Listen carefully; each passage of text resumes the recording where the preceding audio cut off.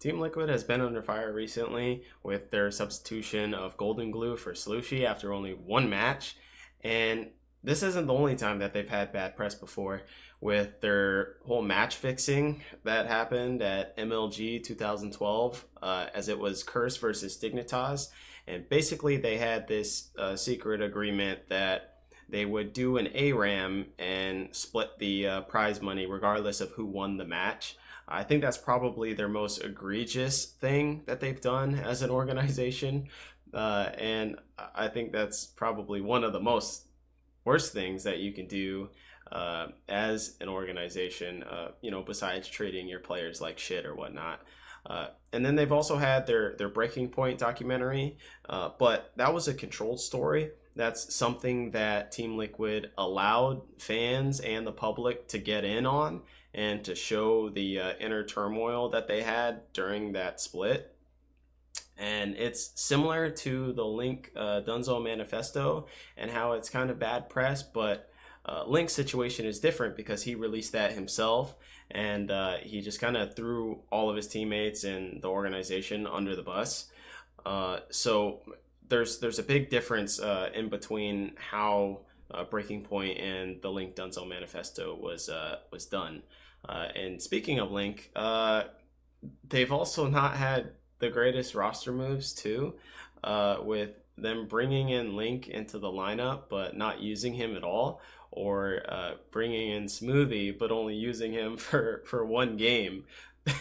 And then they hyped up both of these players with these hype videos, and then nothing happens with them. So it's obvious that Team Liquid has done some bad shit.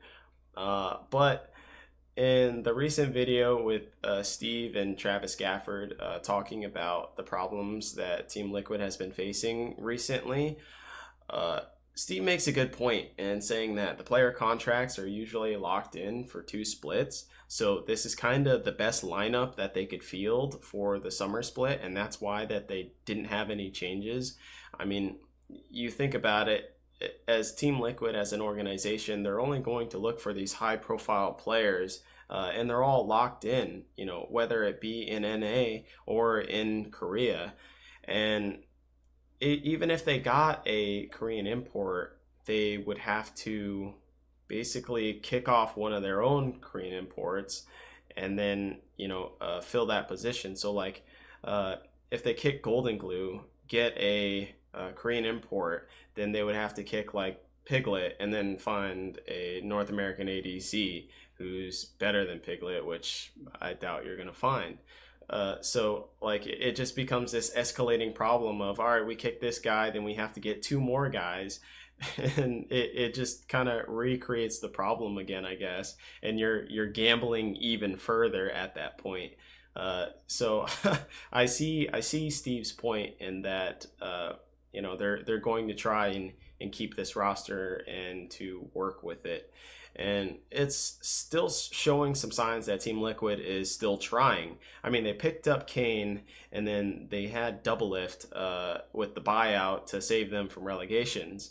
So it's obvious that they're still willing to kind of make sacrifices in order to stay within the LCS and to improve their standings.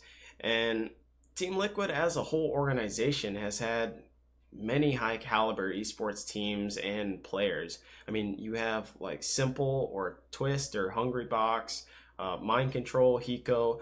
I mean, all of these guys are like the top dogs of their respective titles of, CSGO or Dota or Smash Bros. So they're no slouch as a entire organization, and they've shown that they can shell out money to get these bigger names, and they're also one of the first teams that has imported Koreans into the NA LCS. They've had Weldon come in for sports psychology. They're building an esports facility to help train all of their esports teams. Like it's obvious that Team Liquid, they have a plan and they're willing to execute upon it. And they're also really great with branding. I mean, breaking point was only a thing because of their content creation.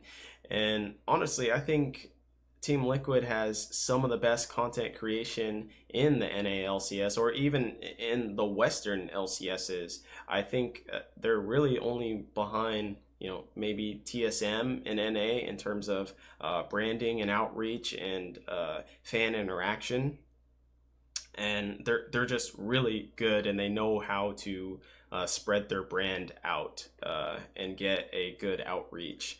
And their transition into changing brands from Curse to Liquid, I think, was also a success.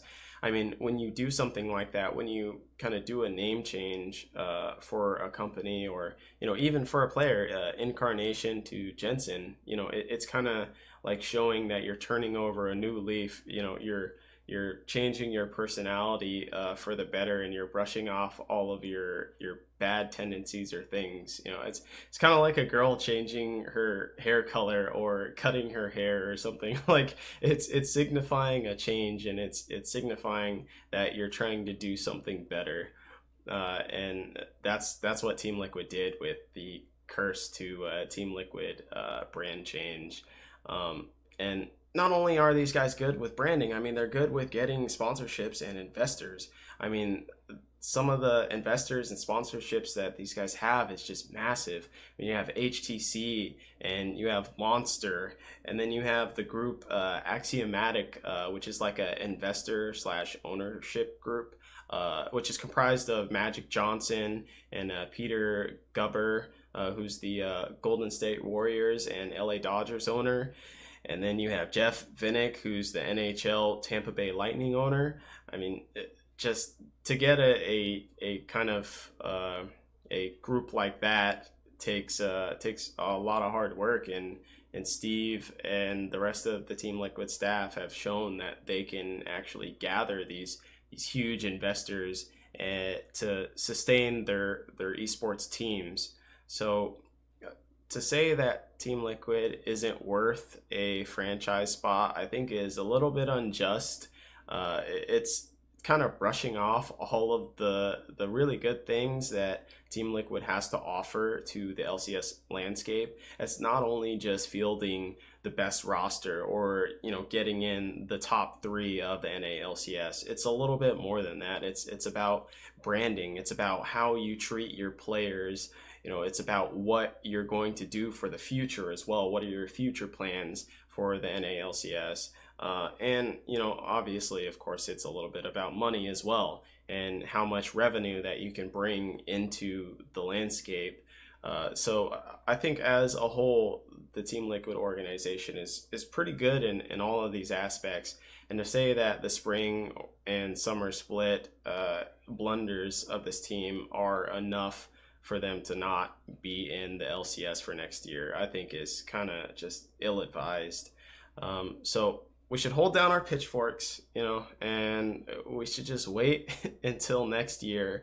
And then if they do like shitty in spring split, then maybe you can talk shit about the management and the coaching staff and say that they just don't know how to do their jobs. I think really they just kind of got unlucky this year, and I think they'll have a good chance of bouncing back next year if they make it into franchising. And I don't think Riot should really look at this year and just say, oh, Team Liquid's totally unworthy of joining the franchise league. So yeah, let's just wait and see for next year, and then you guys can fucking burn them at the stake. So